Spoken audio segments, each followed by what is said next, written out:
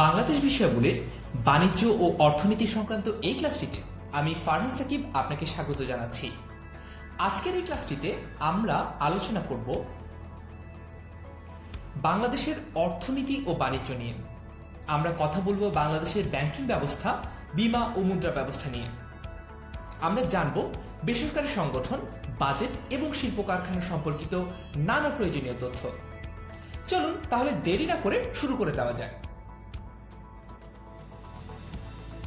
প্রথমে আমরা অর্থনীতির একদম বেসিক কিছু জিনিস নিয়ে জানব, যেগুলো আমাদের অর্থনীতি সম্পর্কিত ধারণাগুলোকে আরো স্পষ্ট করবে। অর্থনীতির প্রধান আলোচ্য বিষয় হচ্ছে সীমিত সম্পদ দ্বারা অসীম অভাব পূরণের চেষ্টা। অর্থনীতিতে আলোচনার মূল বিষয় হচ্ছে তিনটি: সম্পদ, চাহিদা এবং যোগান। চলুন তাহলে জেনে নেওয়া যাক সম্পদ বলতে অর্থনীতিতে কি বোঝানো হয়, চাহিদা বলতে কি বোঝানো হয় এবং যোগান বলতে কি বোঝানো হয়। অর্থনীতিতে সম্পদ হচ্ছে সেই সমস্ত জিনিস বা দ্রব্য যা পেতে চাইলে অর্থ ব্যয় করতে হয়। কোনো জিনিসকে সম্পদ বলতে হলে তার চারটি বৈশিষ্ট্য থাকা লাগে। প্রথমটি হচ্ছে উপযোগ, অর্থাৎ কোনো দ্রব্যের অভাব মেটানোর ক্ষমতা। দ্বিতীয়টি হচ্ছে অপ্রাচুর্যতা, তার মানে কোনো দ্রব্য সম্পদ হতে হলে এর পরিমাণ ও যোগান সীমিত হতে হবে। তৃতীয়টি হচ্ছে হস্তান্তরযোগ্যতা, অর্থাৎ দ্রব্যের মালিকানা বদল ও পরিবর্তন করতে পারা যেতে হবে। এবং চতুর্থত হচ্ছে বাহ্যিকতা, যেই সমস্ত দ্রব্যে মানুষের অভ্যন্তরীণ গুণ বোঝায় তা আসলে সম্পদ নয়, সাধারণভাবে অর্থনীতির ভাষায়। কিন্তু পুঁজিবাদী অর্থনীতিতে গুণ বা দক্ষতা আবার বিক্রয়যোগ্য। আচ্ছা, তাহলে আমরা জেনে নিলাম সম্পদ সম্পর্কে। এবার আমরা জানব চাহিদা সম্পর্কে। অর্থনীতিতে চাহিদা হতে হলে তিনটি শর্ত পূরণ করতে হয়: এক, কোনো দ্রব্য পাওয়ার ইচ্ছা বা আকাঙ্ক্ষা; দুই, ক্রয়ের জন্য প্রয়োজনীয় আর্থিক সামর্থ্য; এবং তিন, অর্থ ব্যয় করে দ্রব্যটি কেনার ইচ্ছা। সুতরাং চাহিদা বলতে বোঝানো হচ্ছে নির্দিষ্ট সময়ে ক্রেতার একটি পণ্য কেনার আকাঙ্ক্ষা, সামর্থ্য ও নির্দিষ্ট মূল্যে দ্রব্যটি ক্রয় করার ইচ্ছা। অর্থাৎ এই ব্যাপারগুলো থাকলে তাকে অর্থনীতির ভাষায় বলা হয় চাহিদা। তারপর আমরা জানব যোগান সম্পর্কে। অর্থনীতিতে একজন বিক্রেতা কোনো একটি দ্রব্যের যে পরিমাণ একটি নির্দিষ্ট সময় ও নির্দিষ্ট দামে বিক্রয় করতে ইচ্ছুক থাকে তাকে বলা হয় যোগান। আশা করি আমরা অর্থনীতির একদম বেসিক যে ধারণাগুলো আছে সেগুলো সম্পর্কে স্পষ্টভাবে জানতে পেরেছি। তারপর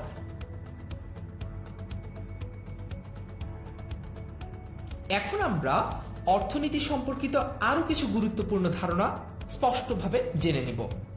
প্রথমে, অর্থনীতি হচ্ছে দুই প্রকার: ব্যষ্টিক ও সামষ্টিক। তাহলে জেনে নেওয়া যাক ব্যষ্টিক অর্থনীতি কি আর সামষ্টিক অর্থনীতি কি। ব্যষ্টিক অর্থনীতির ইংরেজি হচ্ছে মাইক্রো ইকোনমিক্স। এটি অর্থনীতির একটি মৌলিক শাখা, যাতে ব্যক্তি এবং ব্যবসা প্রতিষ্ঠানের ভোগ ও উপযোগ, উৎপাদন, মূল্য, মুনাফা ইত্যাদি নিয়ামক নিয়ে আলোচনা করা হয়। কোন নিয়ামক কিভাবে ভোগ কিংবা চাহিদার পরিমাণ নিরূপণ করা হবে এবং উৎপাদনের ক্ষেত্রে কোন কোন নিয়ামক অর্থাৎ উৎপাদন ব্যয়, সরকারি কর, বাজারের শ্রেণী কিভাবে পণ্য বা সেবার উৎপাদন নির্ধারণ করবে, এই সমস্ত বিষয় নিয়ে আলোচনা করা হয় ব্যষ্টিক অর্থনীতিতে। আর সামষ্টিক অর্থনীতি, এর ইংরেজি হচ্ছে ম্যাক্রো ইকোনমিক্স। এটি হচ্ছে অর্থনীতির আরেকটি শাখা, যা জাতীয় বা আঞ্চলিক অর্থনীতির সামগ্রিক কর্মদক্ষতা, কাঠামো ও আচরণ নিয়ে আলোচনা করে। সামষ্টিক অর্থনীতিবিদগণ পুরো অর্থনৈতিক কর্মকাণ্ড বোঝার জন্য জিডিপি, বেকারত্বের হার ও মূল্য সূচকের মতো সামগ্রিক নির্দেশক নিয়ে আলোচনা করে থাকেন। সামষ্টিক অর্থনীতিবিদগণ মডেল উন্নয়ন করে থাকেন, যার মাধ্যমে উপাদানের সাথে বিভিন্ন জিনিসপত্রের সম্পর্ক বোঝা যায়, যেমন জাতীয় আয়, উৎপাদন, ভোগ, বেকারত্ব, মুদ্রাস্ফীতি, মূল্যস্ফীতি, সঞ্চয়, বিনিয়োগ, আন্তর্জাতিক বাণিজ্য এবং আন্তর্জাতিক অর্থ ব্যবস্থা। তারপর আমরা এখন জানব সামষ্টিক অর্থনীতির জনককে। সামষ্টিক অর্থনীতির জনক হচ্ছেন জন মাইনার্ড কেইনস। 1930 সাল পর্যন্ত বেশিরভাগ অর্থনৈতিক বিশ্লেষণ সামগ্রিক অর্থনৈতিক আচরণ থেকে বেরিয়ে একক আচরণকে বিশ্লেষণ করতে পারেনি। 1930 সালের মহামন্দা বা দ্য গ্রেট ডিপ্রেশন ও জাতীয় আয় ও উৎপাদন পরিসংখ্যানের ধারণা উন্নয়নের সাথে সামষ্টিক অর্থনীতির ক্ষেত্রগুলোকে প্রসারিত করতে থাকে। ওই সময়ের আগে সম্পূর্ণ জাতীয় হিসাব করার মতো কোনো অবকাঠামো বা সিস্টেম ডেভেলপ করা যায়নি। ব্রিটিশ অর্থনীতিবিদ জন মাইনার্ড কেইনস সঠিকভাবে মহামন্দাকে বিশ্লেষণ করেন। 1930-এর দশকে প্রচলিত অর্থনৈতিক চিন্তাধারায় মুক্তবাজার ব্যবস্থা ও বাজেট ভারসাম্যের উপর অগাধ নির্ভরশীলতা লক্ষ্য করা যেত। সরকারি নানা নীতি ও পরিকল্পনায় গভীর প্রভাব বিস্তার করেন জন মাইনার্ড কেইনস ও তার কাজ। তারপর আমরা জানব এল রবিন্স সম্পর্কে, যিনি অর্থনীতিকে অপ্রাচুর্যের বিজ্ঞান বলেছেন।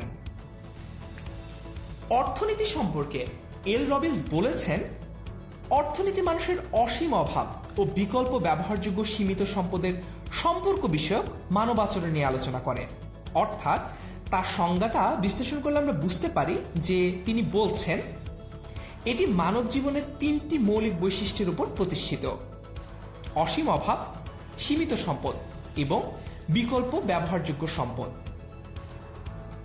তারপর আমরা জানব অ্যাডাম স্মিথ সম্পর্কে, যিনি অর্থনীতিকে সম্পদের বিজ্ঞান হিসেবে অভিহিত করেছেন। অ্যাডাম স্মিথ আধুনিক অর্থশাস্ত্রের জনক হিসেবে পরিচিত। তিনি 1776 সালে an inquiry into the nature and causes of the wealth of nations নামে একটি বই লিখেন, যেখানে তিনি অর্থনীতির মূল বিষয়গুলো সম্পর্কে ধারণা প্রদান করেন। তার মতে অর্থনীতি হচ্ছে এমন একটি বিজ্ঞান যা জাতিগুলোর সম্পদের ধরন ও কারণ অনুসন্ধান করে। সম্পদকে কেন্দ্র করেই অর্থনীতি গড়ে ওঠে। তাই সম্পদ আহরণ ও উৎপাদনই মানুষের অর্থনৈতিক কার্যাবলীর মূল উদ্দেশ্য। তারপর আমরা দারিদ্র্যের দুষ্টচক্র সম্পর্কে জানব। দারিদ্র্যের দুষ্টচক্র এই ধারণার প্রবর্তক হচ্ছেন অধ্যাপক র্যাগনার নার্স। পৃথিবীর অনুন্নত ও অনেক উন্নয়নশীল দেশের অর্থনৈতিক উন্নয়নের প্রধান বাধা হচ্ছে দারিদ্র্য। এসব দেশে উন্নয়নের প্রচেষ্টা চালানো হলেও দারিদ্র্যের দুষ্টচক্র নামে এই বিশেষ অর্থনৈতিক অবস্থার জন্য দেশগুলো উন্নত হতে পারে না। অধ্যাপক নার্স বলেন, দারিদ্র্যের দুষ্টচক্র হচ্ছে এমন কিছু শক্তির একত্রীকরণ যেগুলো পরস্পরের সাথে ক্রিয়া প্রতিক্রিয়ার মাধ্যমে একটি দেশকে দরিদ্র করে রাখে। তার মতে, আ country is poor because it is poor, অর্থাৎ একটি দেশ দরিদ্র কারণ হচ্ছে এটি দরিদ্র, অর্থাৎ দরিদ্র বলে সে আর উন্নত বা ধনী হতে পারছে না। আমরা এখানে একটা চার্টের মাধ্যমে দারিদ্র্যের দুষ্টচক্রটা সহজে বুঝে নিতে পারি। একটা দেশ যখন অনুন্নত হয় বা দরিদ্র হয়, দেখা যায় সেই দেশের উৎপাদনটা কম হয়, অর্থাৎ স্বল্প উৎপাদন হয়। উৎপাদন যদি কম হয়, দেখা যায় আয়টাও কম হয়। তো আয় যদি কম হয়, দেখা যায় সেভিংস বা সঞ্চয়টাও কম হয়। সেভিংস কম হলে কি হয়? বিনিয়োগ বা ইনভেস্টমেন্ট কম হয়। আর বিনিয়োগ কম হলে মূলধন বা ক্যাপিটালটাও কম হয়। এবং তার কারণেই দেখা যাচ্ছে আবার উৎপাদন কম হচ্ছে, আবারও আয় কম হচ্ছে, আবারও সেভিংস কম হচ্ছে, ইনভেস্টমেন্ট কম হচ্ছে। এভাবে করেই এই দুষ্টচক্রটি পরিচালিত হয়। এ কারণেই একটি দরিদ্র দেশ সহসাই তার দারিদ্র্য থেকে উন্নতি অর্জন করতে পারে না। আশা করি এই দারিদ্র্য দুষ্টচক্র ব্যাপারটি আমাদের কাছে পরিষ্কার। তারপর এখন আমরা বাজেট নিয়ে জানব। প্রথম প্রশ্ন হচ্ছে, বাজেট জিনিসটা আসলে কি? সরকারি হিসেবে বাজেট হচ্ছে একটি নির্দিষ্ট সময়কালের জন্য সরকারের ব্যয় ও রাজস্বের একটি পূর্ব পরিকল্পনা। বাংলাদেশ সরকারের একটি বাজেটের সময়কাল হচ্ছে একটি অর্থ বছর, যা একটি বছরের 1 জুলাই থেকে পরবর্তী বছরের 30 জুন পর্যন্ত বিস্তৃত। সরকারি বাজেটে কর ও মুদ্রা সংক্রান্ত কার্যক্রমের মাধ্যমে সরকারি অর্থের আহরণ, বন্টন ও বিতরণ করা হয়। তবে বাংলাদেশের সংবিধানে অবশ্য বাজেট শব্দটি ব্যবহার করা হয়নি। এর পরিবর্তে বার্ষিক আর্থিক বিবরণী এই ফ্রেজটি ব্যবহার করা হয়েছে, যেখানে একটি নির্দিষ্ট অর্থ বছরের জন্য প্রাক্কলিত সরকারের ব্যাপ্তি ও ব্যয়সমূহ দেখানো হয়। আমাদের দেশে যে বাজেট, এই বাজেটের দুটি অংশ রয়েছে, 1 রাজস্ব ও 2 উন্নয়ন। প্রথমটি চলতি রাজস্ব ও ব্যয়ের সাথে সংশ্লিষ্ট, আর পরবর্তীটি উন্নয়নমূলক কাজের জন্য প্রাক্কলিত। দুটি বাজেট প্রণয়নে ভিন্ন ভিন্ন পদ্ধতি অনুসরণ করা হয়। বাজেট হচ্ছে 2 প্রকার, 1 সুষম এবং 2 অসম। এখন নিশ্চয়ই প্রশ্ন আসছে মনে যে সুষম বাজেট কি আর অসম বাজেট কি, সেটাও আমরা জেনে নিই। যেই বাজেটে আয় ও ব্যয় সমান থাকে তাকে বলা হয় সুষম বাজেট। সরকারের মোট ব্যয় পরিকল্পনার সমানই হচ্ছে সম্ভাব্য আয়। আর যে বাজেটে আয় ও ব্যয় সমান থাকে না তাকে অসম বাজেট বলে।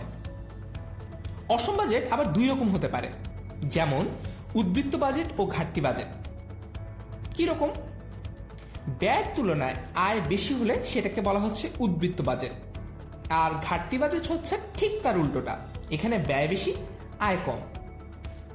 বলাই বাহুল্য যে বাংলাদেশের যে বাজেট, সেখানে আমরা প্রায় প্রতি বছরই ঘাটতি বাজেট দেখতে পাই। তারপর 1972 সালে 30 জুন বাংলাদেশের প্রথম বাজেট পেশ করেন তৎকালীন অর্থমন্ত্রী তাজউদ্দিন আহমেদ। সর্বাধিকবার বাজেট পেশ করেন 2 জন অর্থমন্ত্রী, 2 জনই সাবেক। একজন হচ্ছেন এম সাইফুর রহমান এবং আরেকজন হচ্ছেন আবুল মাল আব্দুল মোহিত। তারা 12 বার করে বাজেট পেশ করেন। আর বাংলাদেশের অর্থ বছর আমরা যেটা আগেই জানলাম এই আলোচনা থেকে, সেটি হচ্ছে জুলাই থেকে জুন, অর্থাৎ একটি বছরের জুলাই থেকে আরেকটি বছরের জুন মাস পর্যন্ত। তারপর এখন আমরা অর্থনৈতিক পরিকল্পনা সম্পর্কে জানব। প্রথমেই জানব পঞ্চবার্ষিকী পরিকল্পনা সম্পর্কে। এই পঞ্চবার্ষিকী পরিকল্পনা বা 5 বছর ব্যাপী কিভাবে দেশের অর্থনীতি চলবে সেটির যে পরিকল্পনা, সেটি প্রণয়ন করে পরিকল্পনা মন্ত্রণালয়।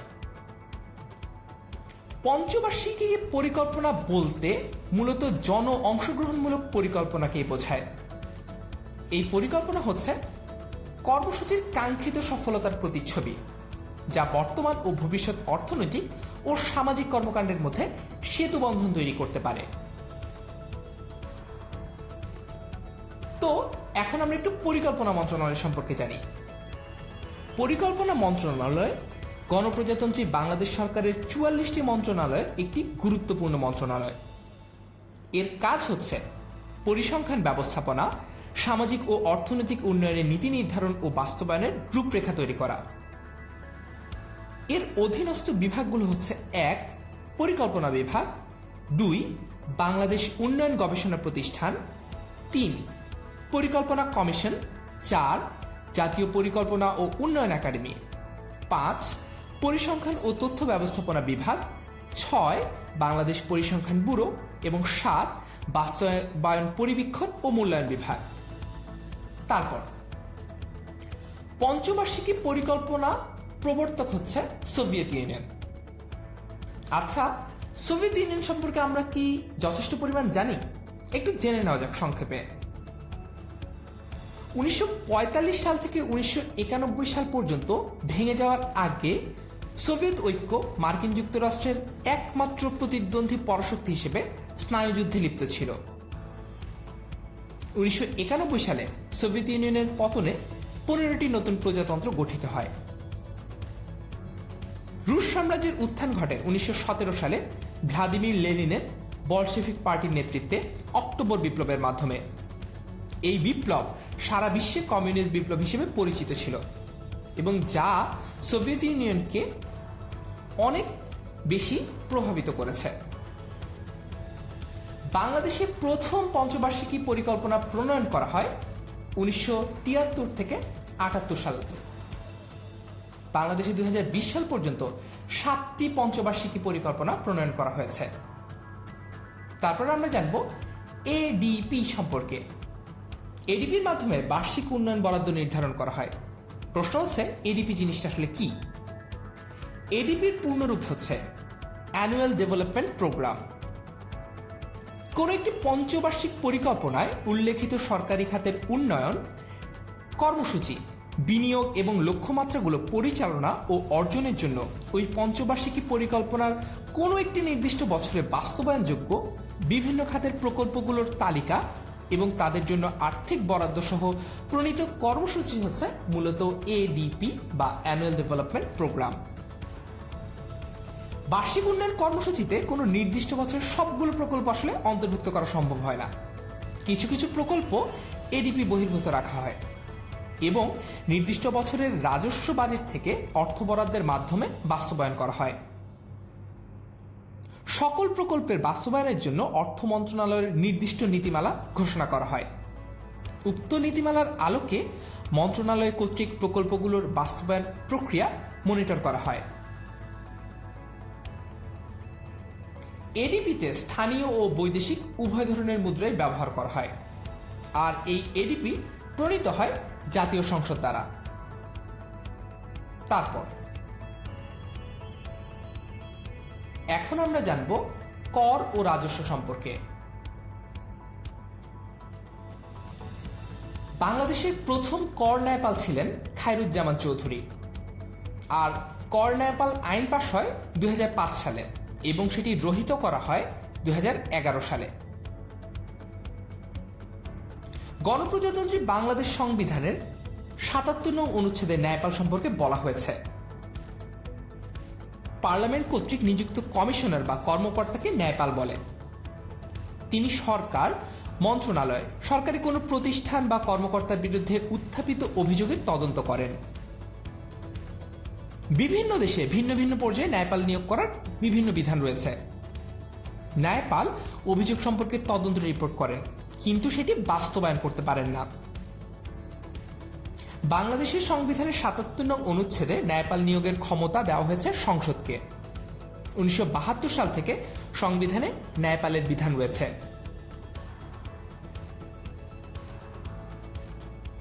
তারপর আমরা জানব এটিএম এর জনককে। এটিএম এর জনক হচ্ছেন জন শেফার্ড ব্যারন, আর এটিএম এর পূর্ণরূপ হচ্ছে অটোমেটেড টেলার মেশিন। তারপর আমরা দুই ধরনের কর সম্পর্কে জানব। একটি হচ্ছে প্রত্যক্ষ কর এবং আরেকটি হচ্ছে পরোক্ষ কর। প্রত্যক্ষ কর শুধু সেই ব্যক্তিকে প্রদান করতে হয় যিনি আইনগতভাবে উক্ত কর প্রদানে বাধ্য, যেমন হচ্ছে আয়কর। আর পরোক্ষ কর জিনিসটা কিরকম? পরোক্ষ কর একজনের উপর ধার্য হলেও তা আংশিক বা পূর্ণভাবে অন্য কোনো ব্যক্তি প্রদান করতে পারে, যেমন আমাদের সকলেরই পরিচিত ভ্যাট। ভ্যাট জিনিসটা আসলে কি, বা মূল্য সংযোজন কর এই জিনিসটা আসলে কি? মূল্য সংযোজন কর হচ্ছে কোনো পণ্য বা সেবার ক্ষেত্রে তার উৎপাদন ও বন্টন প্রতিটি পর্যায়ে শেষে সংযোজিত মূল্যের উপর শতকরা হার, যেই হারের উপর একটা কর দিতে হয়। মূল্য সংযোজন কর ও সম্পূরক শুল্ক আইনটি সংসদে অনুমোদন পায় 2012 সালে এবং মূল্য সংযোজন কর এটি চালু হয়েছিল 1991 সালে। অর্থাৎ আমরা যেটি দেখতে পাচ্ছি সেটি হচ্ছে এটি নিয়ে অর্থ মন্ত্রণালয়ের বিভিন্ন সময় বিভিন্ন পরিকল্পনা গ্রহণ, প্রণয়ন ও বাস্তবায়ন করেছে। বিভিন্ন সময় আইনটি পরিবর্তন হয়েছে। তারপর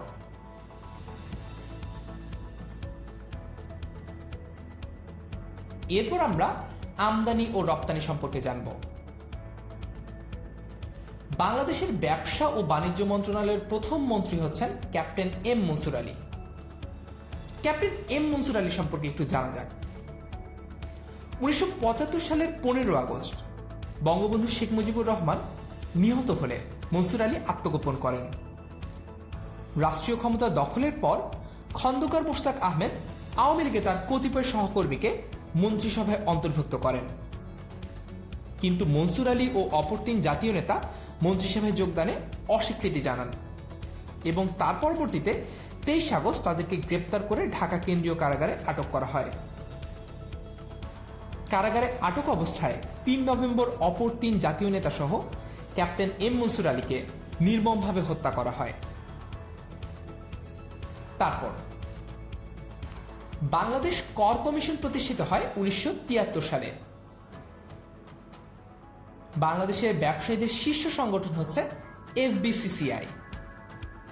এফবিসিসিআই এর পূর্ণরূপ হচ্ছে federation of Bangladesh chamber of commerce and industry. এটি বাংলাদেশের ব্যবসায়ীদের শীর্ষ সংগঠন, যার মূল উদ্দেশ্য বাংলাদেশের বিভিন্ন ব্যবসায়ী সংগঠন ও চেম্বারগুলোকে একত্রিত করে সামগ্রিক ব্যবসা উন্নয়নে কাজ করা।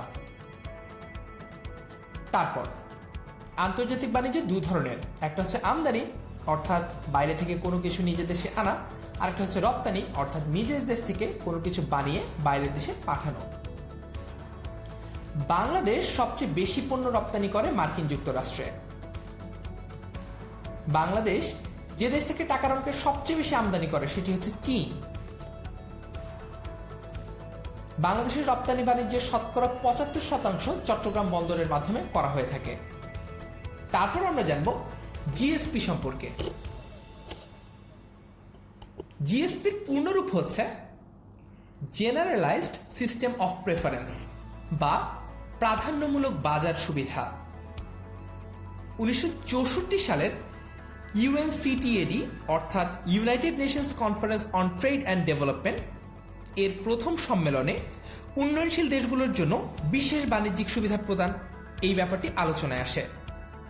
1968 সালে দ্বিতীয় সম্মেলনে এই জিএসপি দেওয়ার ব্যাপারটি নিয়ে আলোচনা হয় এবং সেটি প্রতিষ্ঠিত হয়। জিএসপির উদ্দেশ্য ছিল উন্নয়নশীল দেশগুলোর রপ্তানি আয় বাড়ানো, শিল্পোন্নয়নের প্রসার ঘটানো, প্রবৃদ্ধি বাড়ানো।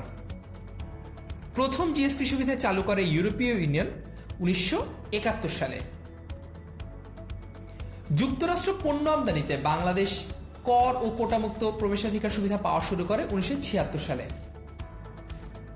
এবং বিভিন্ন কারণে যুক্তরাষ্ট্র এই জিএসপি সুবিধা স্থগিত করে 2013 সালের জুন মাসে। আশা করি আমদানি ও রপ্তানি সংক্রান্ত এই তথ্যগুলো আমরা বুঝতে পেরেছি। তারপর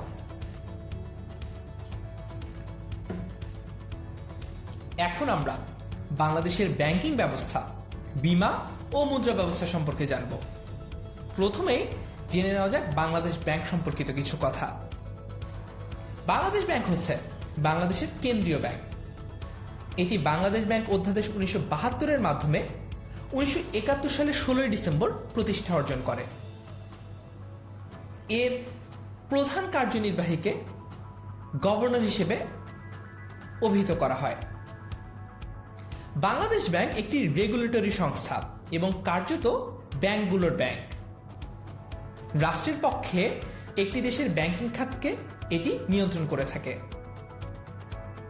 দেশের মুদ্রানীতি বাংলাদেশ ব্যাংক কর্তৃক নির্ধারিত হয়। বাংলাদেশ ব্যাংক বাংলাদেশের বৈদেশিক মুদ্রা তহবিল সংরক্ষণ করে। এছাড়া এটি বৈদেশিক মুদ্রার বিপরীতে বাংলাদেশে টাকার বিনিময় হার কি হবে সেটি নির্ধারণ করে। 1 টাকা, 2 টাকা এবং 5 টাকার কাগজের নোট ব্যতীত সকল কাগজের নোট মুদ্রণ এবং বাজারে প্রবর্তন এই ব্যাংকের অন্যতম দায়িত্ব। তাহলে আমরা যে তথ্যগুলো জানলাম সেগুলো আরেকবার একটু দেখে নেই। সেটা হচ্ছে প্রথমত বাংলাদেশের কেন্দ্রীয় ব্যাংক হচ্ছে বাংলাদেশ ব্যাংক। বাংলাদেশ ব্যাংক প্রতিষ্ঠিত হয় 1971 সালের 16 ডিসেম্বর। তারপর বাংলাদেশ ব্যাংক প্রশিক্ষণ একাডেমি অবস্থিত মিরপুরে বাংলাদেশ ব্যাংকের গভর্নর বা যিনি বাংলাদেশ ব্যাংকের কার্যনির্বাহী হিসেবে প্রধানের দায়িত্ব পালন করেন তার মেয়াদ হচ্ছে 4 বছর। বাংলাদেশ ব্যাংকের প্রথম গভর্নর ছিলেন এএন হামিদুল্লাহ। বাংলাদেশ ব্যাংকের শাখা অফিস 10টি এবং বাংলাদেশ ব্যাংকের মুদ্রানীতির মেয়াদ 6 মাস। এখন আসা যাক বাংলাদেশ ব্যাংকের কাজ কি। বাংলাদেশ ব্যাংকের কাজ হচ্ছে মুদ্রানীতি ও ঋণনীতি প্রণয়ন ও বাস্তবায়ন, মুদ্রা ইস্যু করা এবং বৈদেশিক মুদ্রার রিজার্ভ সংরক্ষণ। তারপর এখন আমরা বাংলাদেশের রাষ্ট্রায়ত্ত কয়েকটি ব্যাংক সম্পর্কে সংক্ষেপে জানব। বাংলাদেশের বাণিজ্যিক ব্যাংকগুলোর জাতীয়করণ করা হয় 1972 সালে এবং বাংলাদেশের রাষ্ট্রায়ত্ত বাণিজ্যিক ব্যাংক হচ্ছে 6টি। এগুলো সম্পর্কে একটু জেনে নেওয়া যাক। প্রথমেই জানব সোনালী ব্যাংক সম্পর্কে। সোনালী ব্যাংক লিমিটেড বাংলাদেশের বৃহত্তম রাষ্ট্র মালিকানাধীন বাণিজ্যিক ব্যাংক। বাংলাদেশ ব্যাংক অর্ডার বা ন্যাশনালাইজেশন অর্ডার 1972 অনুসারে national bank of Pakistan, bank of Bahawalpur এবং প্রিমিয়ার ব্যাংক নিয়ে সোনালী ব্যাংক প্রতিষ্ঠিত হয়। তারপর অগ্রণী ব্যাংক 1972 সালে 26 মার্চ অধ্যাদেশ জারির মধ্য দিয়ে সাবেক হাবিব ব্যাংক লিমিটেড ও সাবেক কমার্স ব্যাংক লিমিটেডের বাংলাদেশ ভূখণ্ডে অবস্থিত শাখা ও সমুদয় দায় ও সম্পদের সমন্বয়ে অগ্রণী ব্যাংক একটি রাষ্ট্রীয় বাণিজ্যিক ব্যাংক হিসেবে প্রতিষ্ঠিত হয়। তারপর জানব রূপালী ব্যাংক সম্পর্কে। 1972 সালে একই অধ্যাদেশ নিয়ে পূর্ব পাকিস্তানে কার্যরত মুসলিম কমার্শিয়াল ব্যাংক, অস্ট্রেলেশিয়া ব্যাংক এবং স্ট্যান্ডার্ড ব্যাংকের সকল সম্পদ ও দায় নিয়ে রূপালী ব্যাংক প্রতিষ্ঠিত হয়। তারপর জনতা ব্যাংক। জনতা ব্যাংক স্বাধীনতার আগে ইউনাইটেড ব্যাংক লিমিটেড ও তার অঙ্গ প্রতিষ্ঠান নিয়ে ইউনিয়ন ব্যাংক লিমিটেড হিসেবে গঠিত হয়েছিল। 1972 সালের প্রেসিডেন্সিয়াল অর্ডার নং 26 এর আওতায় এর জাতীয়করণ করা হয়। তারপর জানব বেসিক ব্যাংক সম্পর্কে। 1988 সালে বেসিক ব্যাংক লিমিটেড বা Bangladesh small industries and commerce bank limited এটি প্রতিষ্ঠিত হয়। এটি একটি সরকারি মালিকানাধীন ব্যাংক। টাকা আত্মসাতের কেলেঙ্কারি নিয়ে বেসিক ব্যাংক বেশ আলোচিত হয়েছে। তারপর আমরা জানব বাংলাদেশ ডেভেলপমেন্ট ব্যাংক বা বিডিবিএল সম্পর্কে। বাংলাদেশ ডেভেলপমেন্ট ব্যাংক লিমিটেড এটি বাংলাদেশ শিল্প ব্যাংক ও বাংলাদেশ শিল্প ঋণ সংস্থাকে একীভূত করে প্রতিষ্ঠা করা হয়। ব্যাংকটি ঢাকা স্টক এক্সচেঞ্জ ও চট্টগ্রাম স্টক এক্সচেঞ্জে নিবন্ধিত। সরকারি সিদ্ধান্তের আওতায় বাংলাদেশ শিল্প ব্যাংক বা বিএসবি এবং বাংলাদেশ শিল্প ঋণ সংস্থা বিএসআরএস কে একীভূত করে 2010 সালের 3 জানুয়ারি বিডিবিএল এর কার্যক্রম শুরু হয়। বিডিবিএল সরকারি মালিকানাধীন বাণিজ্যিক ব্যাংক। সরকারি সিদ্ধান্তের আওতায় বাংলাদেশ শিল্প ব্যাংক বিএসবি এবং বিএসআরএস কে একীভূত করে গঠিত হয় এই বিডিবিএল। তারপর আমরা ইতোমধ্যে সোনালী ব্যাংকের আলোচনায় যেটি জানতে পেরেছি সেটি হচ্ছে বাংলাদেশের রাষ্ট্রীয় মালিকানাধীন সর্ববৃহৎ বাণিজ্যিক ব্যাংক হচ্ছে সোনালী ব্যাংক, আর বাংলাদেশের সবার আগে রেডি ক্যাশ চালু করে জনতা ব্যাংক। রেডি ক্যাশ হচ্ছে নগদ টাকার বিপরীতে ব্যাংক থেকে সরবরাহকৃত এক ধরনের প্লাস্টিক কার্ড, যেটাকে রেডি ক্যাশ কার্ড বলা হয়। আশা করি আমাদের এই আলোচনাটুকু পরিষ্কার। তারপর এখন আমরা বাংলাদেশের বেসরকারি ব্যাংক সম্পর্কে কিছু গুরুত্বপূর্ণ তথ্য জানব।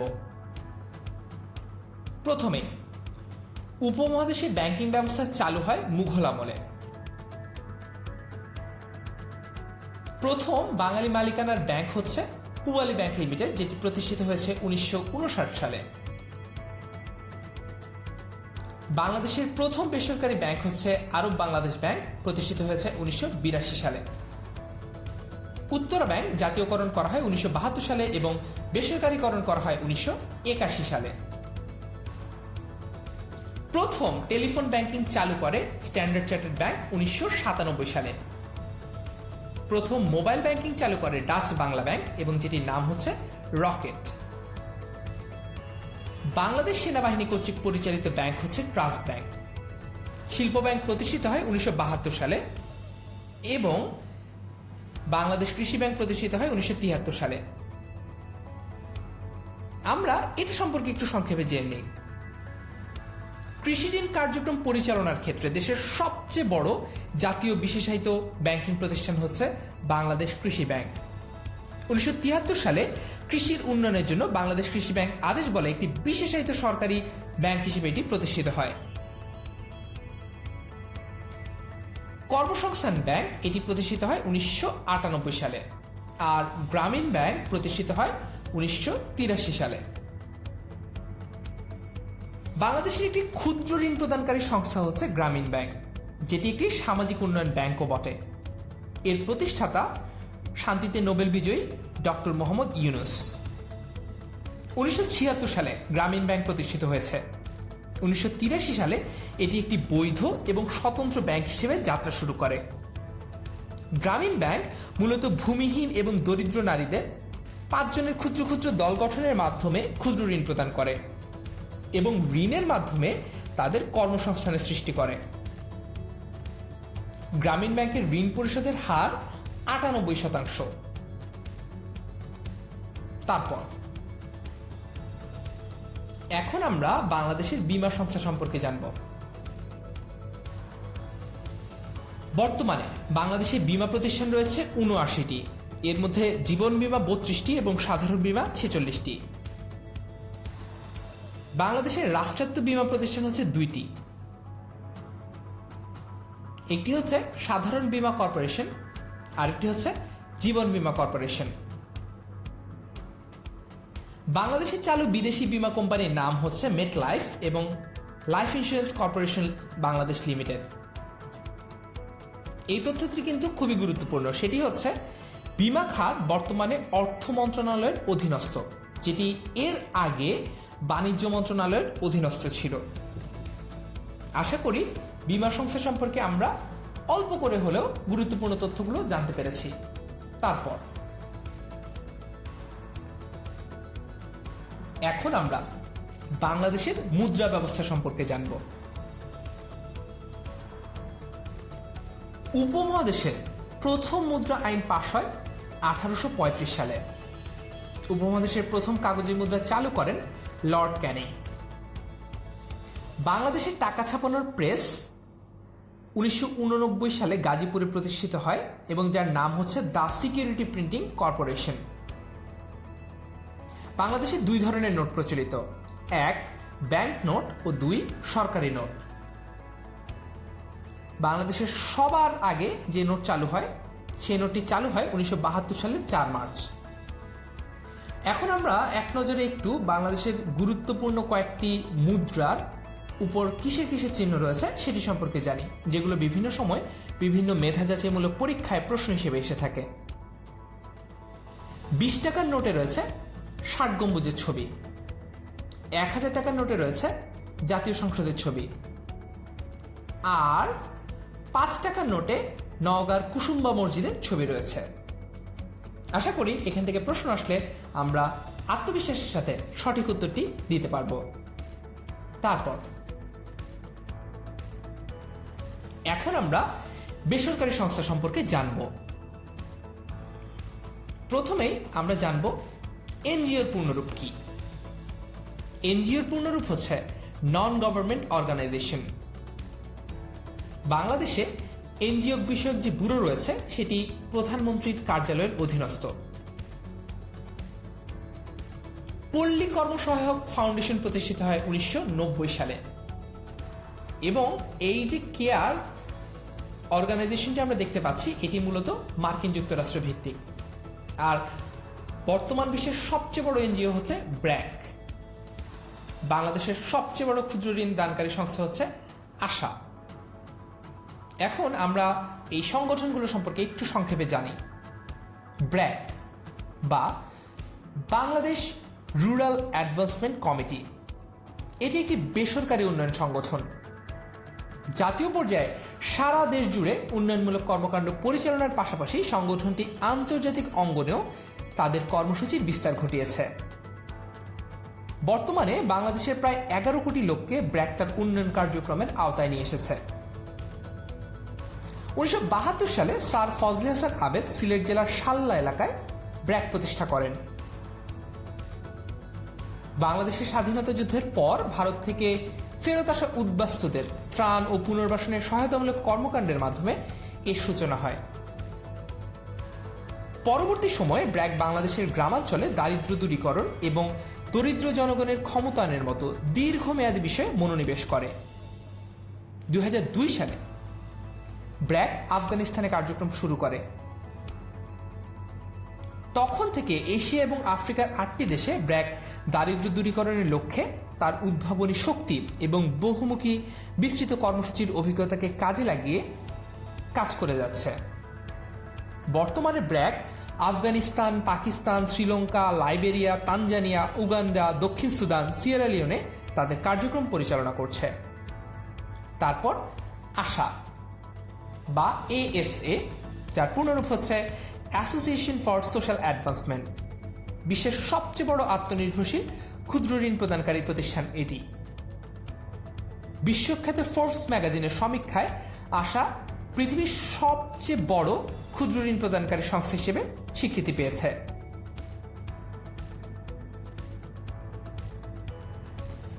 এরপর আমরা জানব কেয়ার সম্পর্কে। কেয়ার পৃথিবীর অন্যতম বড় রিলিফ সংস্থা। এদের শাখা রয়েছে পৃথিবীর 93টি দেশে। বাংলাদেশে তাদের কার্যক্রম শুরু হয় 1949 সালে। মূলত তারা বাংলাদেশে কাজ করে দুর্যোগে ত্রাণ, school and pre school feeding নিয়ে। 1974 সাল থেকে তাদের উন্নয়ন কার্যক্রমের মধ্যে খাদ্য নিরাপত্তা, স্বাস্থ্য, পুষ্টি, কৃষি, জলবায়ু পরিবর্তনের অভিযোজন, নারীর ক্ষমতায়ন এবং নারীর উপর সহিংসতা নিরসন নিয়ে কাজ চলছে। তারপর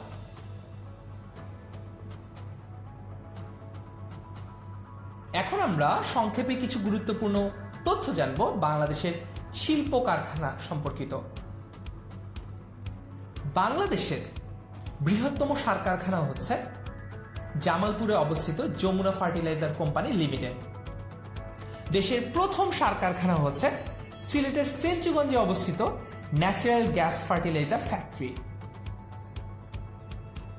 খুলনা শিপইয়ার্ড, আমরা কি জানি এটি বাংলাদেশ নৌবাহিনীর অধীনস্থ বা বাংলাদেশ নৌবাহিনীর অধীনে পরিচালিত? আশা করি এই ভিডিওটা দেখার পর থেকে আমাদের এই বিষয়ে আর কোনো ভুল হবে না। বাংলাদেশ প্রথম জাহাজ রপ্তানি করে ডেনমার্কে। বাংলাদেশ থেকে রপ্তানিকৃত প্রথম জাহাজের নাম হচ্ছে স্টেলা মরিস। বাংলাদেশ সবচেয়ে বেশি ওষুধ রপ্তানি করে মিয়ানমারে। আর দেশে প্রথম যে ওষুধ পার্ক স্থাপিত হয় সেটি স্থাপিত হয়েছে মুন্সিগঞ্জের গজারিয়ায়। আশা করি শিল্প কারখানা সম্পর্কেও আমরা গুরুত্বপূর্ণ ও প্রয়োজনীয় তথ্যগুলো জেনে নিতে পেরেছি। আজকের এই ভিডিওটি থেকে আমরা শিখলাম বাংলাদেশের ব্যাংকিং ব্যবস্থা সম্পর্কে, আমরা জানলাম বীমা সম্পর্কে, আমরা জানলাম বাংলাদেশের অর্থনীতি কিভাবে কাজ করে, এবং তার পাশাপাশি জেনে নিয়েছি অর্থনীতির কিছু গুরুত্বপূর্ণ বেসিক কনসেপ্ট। বিভিন্ন অর্থনীতিবিদদের সম্পর্কে আমরা জেনেছি। আমরা জেনেছি সোভিয়েত ইউনিয়ন সম্পর্কে, বাজেট সম্পর্কে, পঞ্চবার্ষিকী পরিকল্পনা এবং এডিপি সম্পর্কে। আশা করি এই ক্লাসটি থেকে আপনি উপকৃত হয়েছেন। আমার সাথে এতক্ষণ থাকার জন্য আপনাকে অসংখ্য ধন্যবাদ। দেখা হচ্ছে পরবর্তী ক্লাসেও।